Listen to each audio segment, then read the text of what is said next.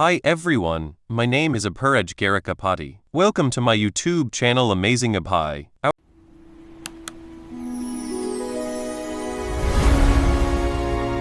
Don't just hear the story, enter it. Our peaceful afternoon was interrupted when a massive, level 18 two-headed bull boss spawned behind them with a deafening roar. Instead of fear, one annoyed fisherman yelled at the giant beast to shut up, complaining its roaring was scaring the fish away. Frustrated that the monster ruined their leisure time, the players put down their drinks and channeled their magical auras, ordering the group to charge. The team coordinated its attack. A player fired a freezing beam at one of the bull's heads, applying crowd control to stop the monster from synchronizing spells. An armored warrior and a mage led the assault, telling the armor-breaking team to target weak points as the damaged dealers followed up. They urged everyone to finish the fight quickly. The players dealt heavy damage, rapidly depleting the boss's health bar. In response, the monster's eyes flared with intense fiery rage. Pushed to the brink, the beast entered a berserk state. It unleashed a massive shockwave that shattered the ground, sending a fisherman flying. Realizing the boss was too dangerous and raged, the frontline players panicked and ran away. As they fled, they yelled for their guild leader to handle the beast. Answering the call, a tan-skinned, white-haired young woman dropped her boba tea. She stepped forward with a focused glare, holding a fishing rod as a weapon.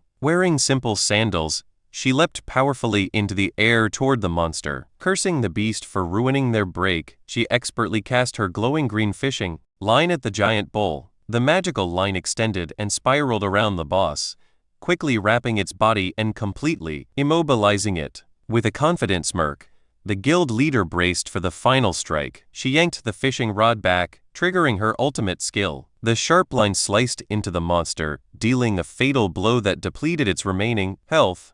As the guild leader landed, the system announced she had slain the bull. Her ability trapped targets before inflicting damage based on their missing health. The boss dissolved into golden loot orbs. The surrounding players erupted in cheers, praising Sister Hai for her perfect damage calculation and chanting their fishing-themed guild catchphrase. Sister Hai laughed, declaring it her duty to protect the Nanaue region. It was revealed she had a unique fishing master hidden class, an assassin role that used a fishing rod for ranged attacks, emphasizing their lifestyle. A guild member called out that the tea was ready. The group happily ran to their tables, leaving the loot on the grass to pick up later so they didn't miss tea time. Smiling, Sister Hai waved and followed her team back to their peaceful break, leaving the spoils of battle behind for now. As the Nanaue players enjoyed their tea, the glowing loot orbs remained untouched. Unbeknownst to them, a sound came from the nearby bushes.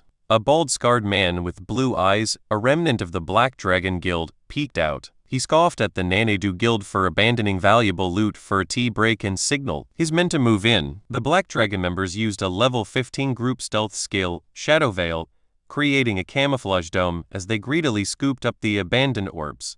While the Nanaue players chatted about their fishing, the hidden thieves snickered, noting this was the perfect moment to strike while their target's guard was down. Dropping their stealth, the Black Dragon leader, Zentl, activated a buff called Boiling Blood Domain. In a fiery aura, he boosted his allies' attributes and ordered them to slaughter the fishermen. The Black Dragon members lunged from the tall grass with weapons drawn, ambushing the relaxed Nanaue players. Sister Hai and her guildmates were caught completely off guard. Zentl raised his blade to strike down a shocked Sister Hai and her terrified guildmate. Chaos erupted as attackers swung their weapons, laughing and yelling for blood. The peaceful tea break was overturned as players screamed and debris was sent flying. Standing triumphantly among the loot, Zentl clenched his fists, declaring this brutal ambush was how the pigs of Great Z should be hunted. The celebration was cut short when a subordinate alerted Zentl, warning him of something approaching from the sky at high speed. Zentl looked up and panicked, recognizing the threat as Shadow. Realizing the intel from Magic Capital survivors was true, he ordered his men to recast their stealth veil and retreat. High above, Shadow's massive skeletal dragon, Osiris, plummeted from the sky, crashing heavily into the ruined city. Standing on his dragon with glowing yellow eyes, Shadow looked around the deserted battlefield, wondering if he had arrived too late.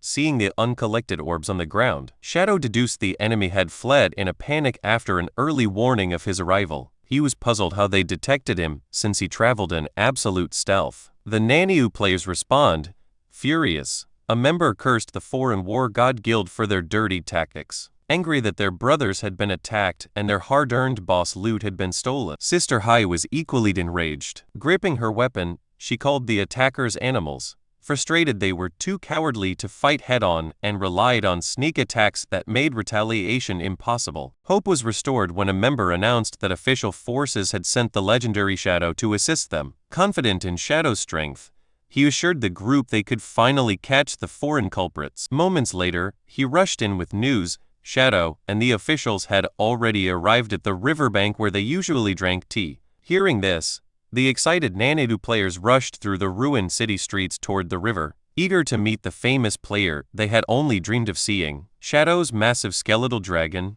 Osiris, descended. Sister Hai and a female official looked up in awe, terrified and impressed by his epic grade mount. The female official with long, dark hair, a wisp of smoke, greeted Shadow alongside Sister Hai, who introduced the Kizui Alliance. The official pointed out a strange detail. The attackers had fled in such a panic they didn't even collect the lifespan on the ground. Shadow confirmed her observation, stating the enemies retreated so decisively because they were aware of his arrival. He realized his stealthy approach had been compromised. From his dragon, Shadow deduced the intelligence leak meant there was either a mole in the official ranks, or the enemy had a hidden class that could track him. He asked the official to brief him on the situation in Nanyue. A wisp of smoke explained the local power dynamic, saying the officials and Sister Hai's guild were the strongest forces. She identified the attackers as the War God Guild, a small faction of mostly foreigners. She revealed the enemy had an assassin with a high-level group stealth skill, which was why officials had struggled to catch them. She noted that,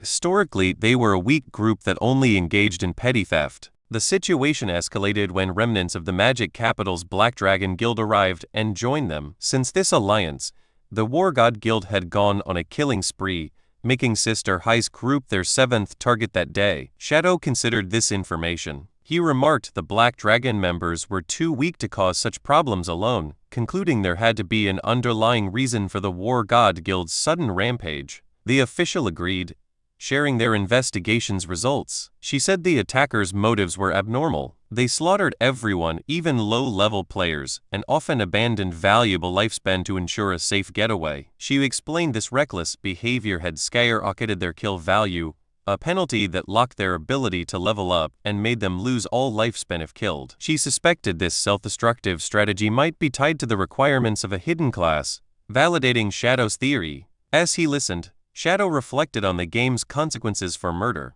He knew accumulating a high kill value halted a player's progression, forced them to drop all lifespan upon death, and also triggered escalating system punishments. The higher the kill level, the more extreme the restrictions. Most concerning, Shadow recalled that reaching such a high kill value risks summoning the Executioner, a terrifying, multi-armed demonic entity. Once summoned, the creature relentlessly pursued the player until they were permanently eradicated. Shadow silently wondered if the War God Guild's goal was to summon this Executioner, though he struggled to see the benefit. Furthermore, he was unsettled by how the enemy had predicted his movements and executed a flawless retreat before he arrived. Searching his memories, Shadow realized only the Diviner class could foresee the future. The only known Diviner was Theodore, whom Shadow had personally assassinated during the airplane ambush. A chilling realization hit Shadow. He remembered he hadn't used his weapon's special curse to inflict permanent death on Theodore. He deduced someone from Country M must have had a rare item or hidden class that could use the dead, letting them steal Theodore's divination powers. Before we move ahead, please take a second to like on this video. A like tells me that you enjoyed this topic. Your support helps Amazing Pi grow naturally. Determined to find the source of the leak, Shadow looked down from his dragon and asked a wisp of smoke and Sister Hai for the War God Guild's hideout location. A wisp of smoke said their base was an underground factory called the Blood Slaughterhouse. She warned Shadow against infiltrating, explaining her forces had previously raided it. They found it fortified with high-level traps that stalled them while the enemies easily escaped. Unfazed, Shadow confidently told her to lead the way. He stated that to uncover the enemy's motives and foresight, they only needed to breach the base and capture one member for interrogation. Inside the Blood Slaughterhouse hideout, A sinister red illuminated industrial facility was actively patrolled by guards. Deep inside the facility, a dark-skinned man with a tribal tattoo and glowing red eyes approached Zentil, the Black Dragon leader. The man asked Zentil if the intelligence he provided was useful. Zentil confirmed the intel was accurate, admitting that Shadow had appeared from the sky just as predicted. He acknowledged that without the tattooed man's early warning, his group would have been slaughtered, smirking, his red eyes glowing. The tattooed man recited Theodore's original prophecy. He spoke of the pitch-black dragon knight arriving quietly, the lucky ones retreating, and an ominous red star that would descend to obliterate all darkness. He eagerly told Zentil the first part of the prophecy, given by a mysterious lord, had been fulfilled by Shadow's arrival. He insisted that if they accumulated enough kill value, they could summon the ominous star to annihilate Shadow, standing on a bandaged stump where his leg used to be. The man declared Shadow's death was inevitable. He believed once Great Zia lost its strongest player, the other forces would be defenseless, allowing his lord to lead Country M's elites to wipe them out, fueled by resentment. He recounted how Shadow and the Magic Capital officials had driven their guild to the Nanitu border and killed Theodore. Now, Shadow had relentlessly cornered them in Nanitu with no way out. His face contorted with rage as he vowed to take revenge for all his suffering. He listed his targets, declaring that once Shadow was dead, his first victim would be the young pink-haired witch from the Sky Guild. Blaming Shadow's allies for the loss of his arm and leg, he pictured Lin King Yu, promising to violently tear out the Magic Capital official's hair. Finally, his thoughts turned to Captain Naniou, the Zhanghai official, graphically describing what he planned to do to her once they won. Zentil and his men chuckled darkly at the man's gruesome fantasies. Zentil admitted his passionate, violent speech had riled them up. However, Zentil's expression hardened into suspicion. He questioned the man, pointing out a logical flaw. Since Theodore the Diviner had been killed by Shadow, they shouldn't possess new prophecies. Zentil reiterated his distrust, demanding proof the prophecy was real and not a trick to use them as pawns while the foreigner escaped home. The tattooed man smirked, claiming he understood Zentil's doubts because he had had the same ones before he met their lord. To prove his point, the man pulled out a magical card that ignited with red flames, telling the cautious Zentil to watch. Declaring his immediate return to Country M, he activated the card, causing a red spatial portal to materialize above him. A bald guild member recognized the spell as one of Theodore's abilities. To everyone's surprise, a figure in dark, fiery energy stepped out. The tattooed man was stunned, recognizing the figure as the lord he had mentioned. The new arrival, the red-eyed leader, addressed Zentil as a glowing blue holographic screen materialized before the Black Dragon leader. Zentil stared at the screen in shock. It displayed a live feed of the tattooed man at the statue with a message confirming he had returned to Country M. Watching the broadcast, Zentil was moved to tears, realizing that teleportation magic across continents was real. The red-eyed leader had used the skill to swap places with the tattooed man. Convinced by this godlike power, Zentil and his subordinates fell to their knees. Awestruck, Zentil pledged his absolute loyalty to the mysterious man, begging him to take them back to their homeland. The red-eyed leader agreed, but set a condition. They had to first summon the ominous star and kill Shadow. He then subtly activated his yin-yang harmony skill, a powerful emotional manipulation spell.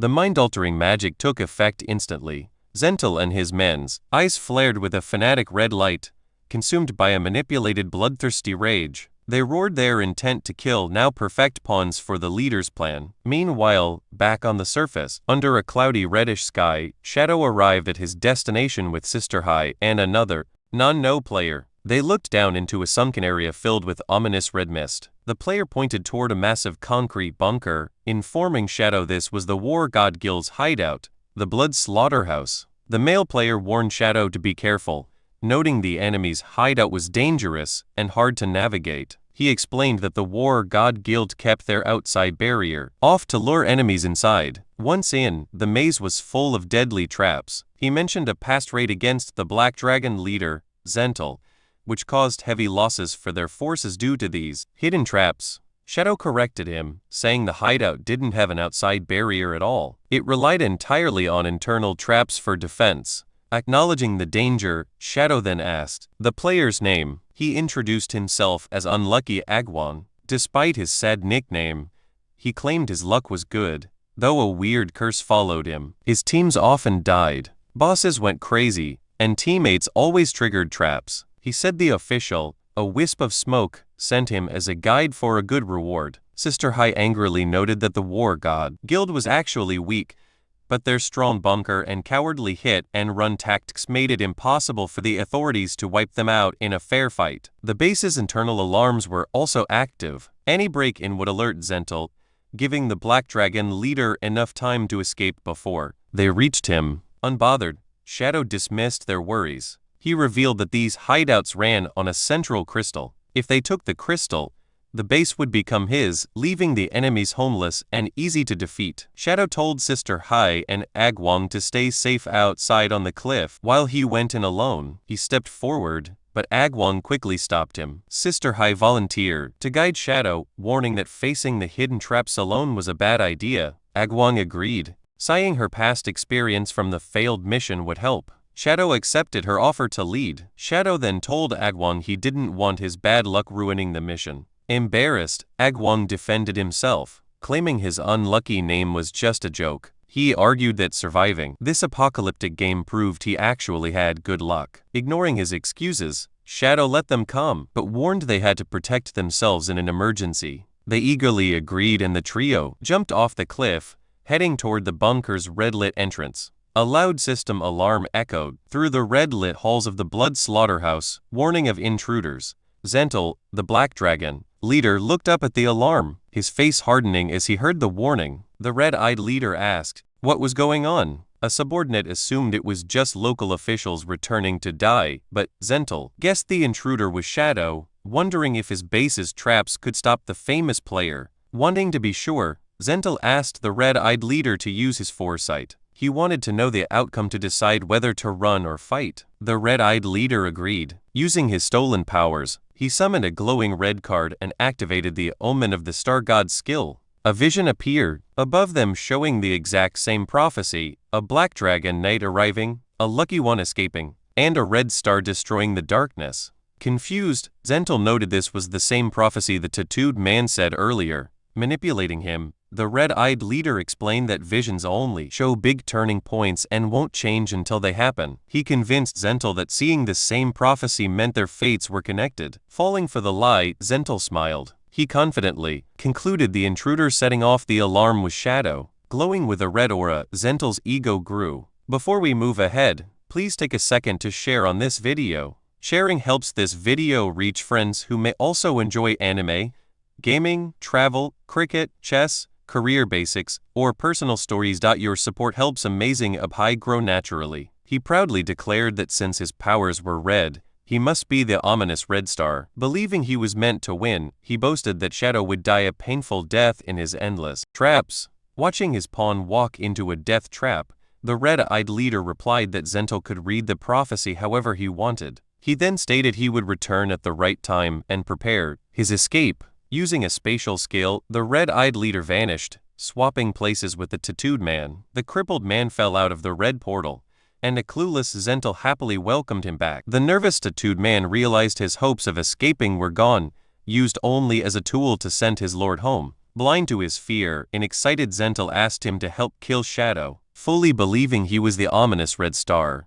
The tattooed man stared at Zentil in terror, knowing Shadow's unstoppable power firsthand. He panicked, realizing his leader was crazy to think they could actually kill him. The trio landed inside the large industrial blood slaughterhouse, surrounded by a thick red mist. Sister Hai stopped the group, warning Shadow this was a deadly trap room where her forces once took heavy losses. Holding a map, she pointed to a path of glowing blue tiles. She told them to strictly follow that route to cross safely, and warned against stepping anywhere else. Shadow confidently walked on the blue path, easily passing the safe route. A nervous Egwing followed closely under Sister Hai's guidance. Once they crossed safely, Egwing asked what happens if someone steps on the wrong tiles. Sister Hai explained that hidden spikes would shoot out to stab anyone who misstepped. To prove it, she threw a heavy rock onto a dark, incorrect tile. The rock hit the tile with a loud noise. An awkward silence followed. They stared at the rock, but nothing happened. The trap failed to go off. Shadow asked if she was sure there were traps. Frustrated, she insisted there were,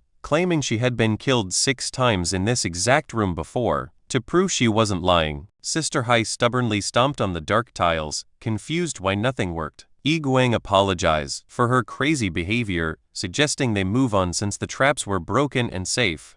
Thinking it was safe, Yiguang stepped forward onto a normal tile. Instantly, a loud click echoed, and the floor lit up with a red warning glow. Due to Yiguang's bad luck curse, deadly black spikes violently shot from the floor. They bypassed Yiguang completely and instantly stabbed Sister Hai while she was stomping nearby. Yiguang stared in shock, screaming in confusion why his misstep triggered a trap under his teammate instead of him. Sister Hai died instantly, turning into golden orbs. While a guilty Yiguang apologized to his guide, Shadow stayed calm, saying they would just wait for her to respawn and return. Looking at the trap, Shadow saw Sister Hai wasn't lying. He explained the enemy must have changed the trap settings, turning the safe path into a deadly one. Realizing old knowledge was useless in this changing maze, Shadow told Yiguang to grab Sister Hai's orbs and leave the bunker right away. Zental and his men were watching them from a hidden room above, confirming his target was Shadow. Zental grinned, mocking the idea that they could just turn around and escape his trap. Without pausing, Zental slammed his fist on a large red button. A loud mechanical noise echoed. Shadow and Yiguang were alerted as the floor beneath them suddenly opened up. A huge trapdoor dropped open under their feet, sending both players falling into the depths of the base. As they fell down the dark shaft, Yiguang screamed in terror. Shadow stayed completely calm, fixing his posture in the air to prepare for the landing. They hit the bottom. Yiguang crashed painfully on his back, but Shadow landed perfectly on his feet. They were trapped in a dark room with bloody walls.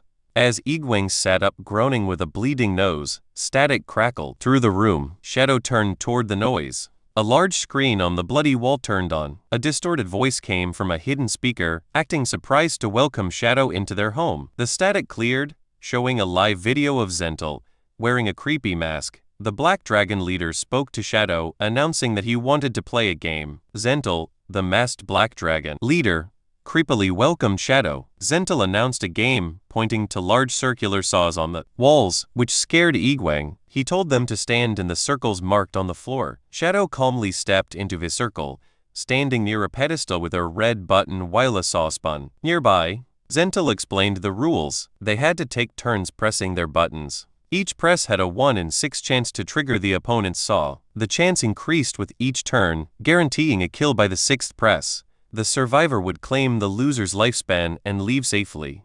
Yiguang scoffed, pointing out a flaw. If he died, he would simply respawn, and the survivor could just give back the lost lifespan later. Yiguang confidently claimed Shadow was invincible and doubted a saw could even scratch him. Shadow stayed silent. Zental called them fools, revealing that, inside his emerald-grade hideout, the rules were absolute. The saw would guarantee a kill regardless of the target's strength. However, as the hideout's master, Zental added he had a small privilege to control the game. To add danger, Zental released gross spiders into the room, shocking Yiguang. Yiguang drew a knife to attack the creatures. Shadow stopped him, identifying them as nightmare exploding bugs.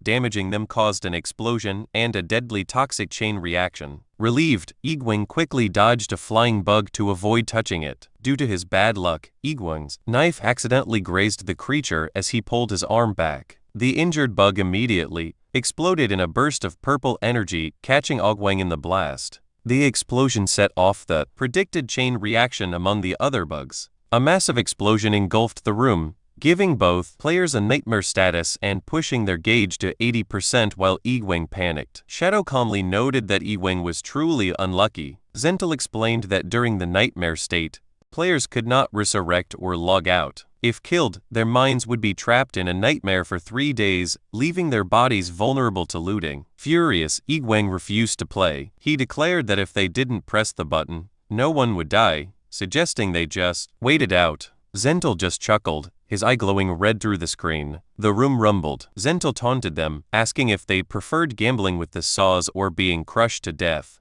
Yiguang watched in horror as the spiked walls closed in. Zental reminded them that pressing the button slowed the walls down. Zental officially started the game, laughing at having Shadow trapped. Panicking, Yiguang cried out that he had no ideas. With no choice, Egwene hovered over his button, but hesitated, afraid his bad luck would kill Shadow. He figured Shadow should press first since he needed him to survive. Egwene overthought the math. If Shadow survived his turn, the traps, before we move ahead, please take a second to like on this video. A like tells me that you enjoyed this topic. Your support helps Amazing Pie grow naturally.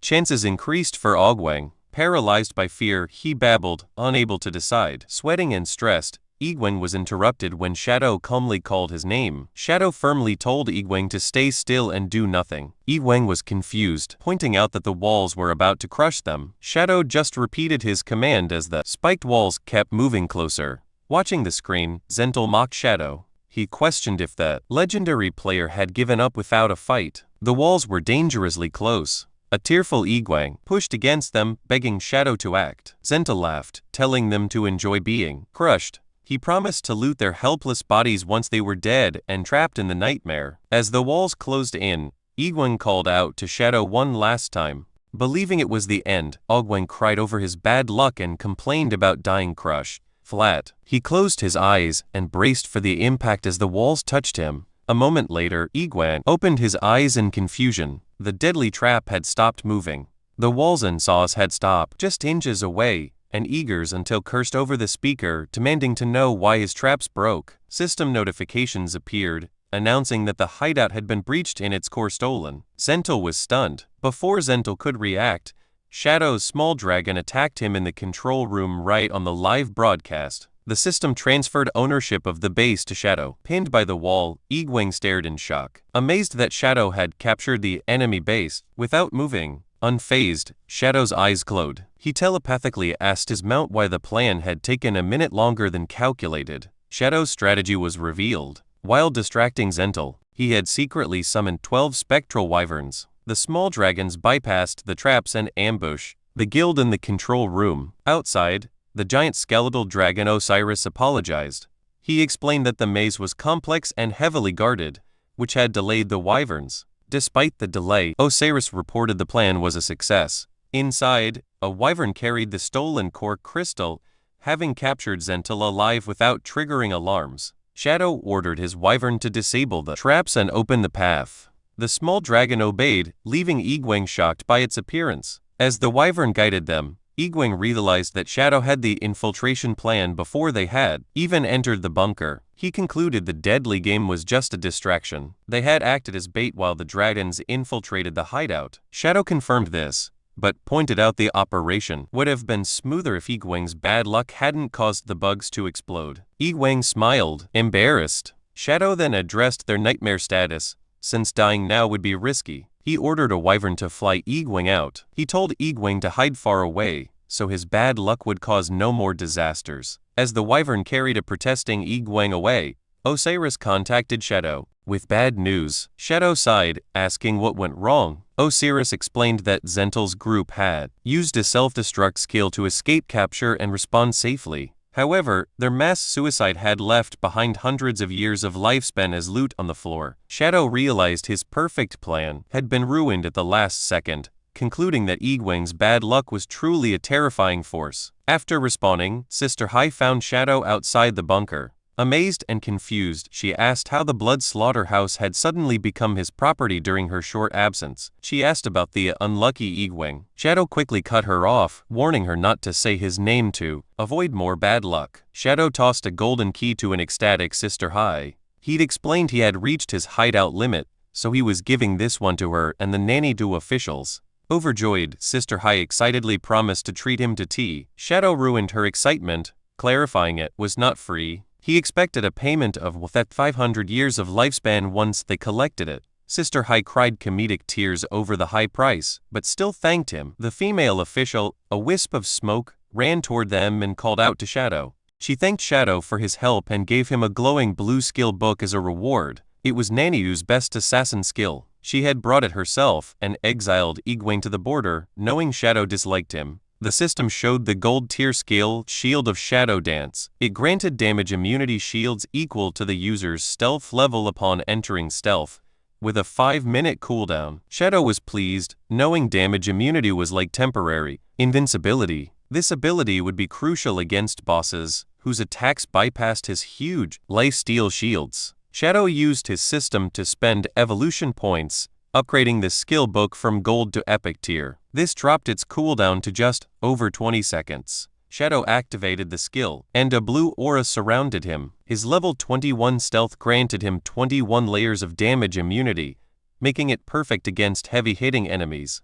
A wisp of smoke pointed out that Zentil and the War God Guild had escaped. She worried this would make the enemies more careful and deadly. She complained that the peace-loving Naniu players hated stressful conflicts. She imagined a dark future, forcing laid-back Naniu players into an endless cycle of fighting monsters 6 days a week just to survive. This intense grinding lifestyle panicked Sister Hai. She screamed she would rather die than lose her 3 p.m. tea time, while the official cried over their lost peace. Watching them cry about working hard, Shadow remembered a past life secret. Naniu players could relax in the apocalypse because they had the most powerful hidden classes. If they were not so lazy, they would be the strongest region. Shadow calmed them down, promising to stay in Naniu until he caught Zentil. While there, he would help them boost their combat strength to defend themselves. Sister Hai and a wisp of smoke silently celebrated. The official smugly thought that even Shadow could not handle crying women,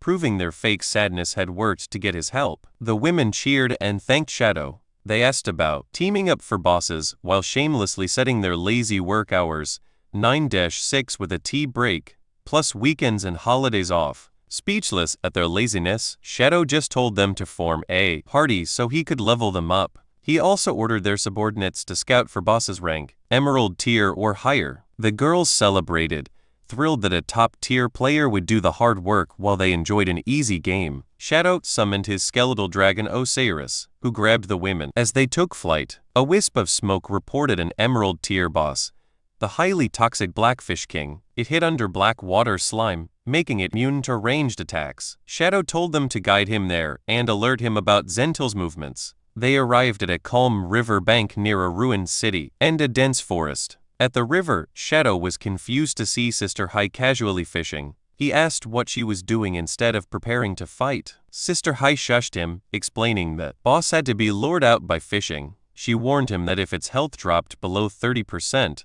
it dived back into heal quickly, making it very hard to kill. A wisp of smoke suggested Shadow clear low-level monsters first to build energy for his big attacks. Shadow was surprised she knew about his energy gathering mechanics. Blushing, the official admitted she was his huge fan. She showed her phone, revealing a secret photo of Shadow as her lock screen, and said she had watched his boss fights hundreds of times. Shadow stared at the lock screen, speechless at her obsess. If you enjoyed this video, please hit the like button and subscribe to Amazing Up High. Subscribing makes sure you do not miss the next video, and it gives me motivation to keep improving the quality of every upload. Thank you for being here, and I will see you in the next one.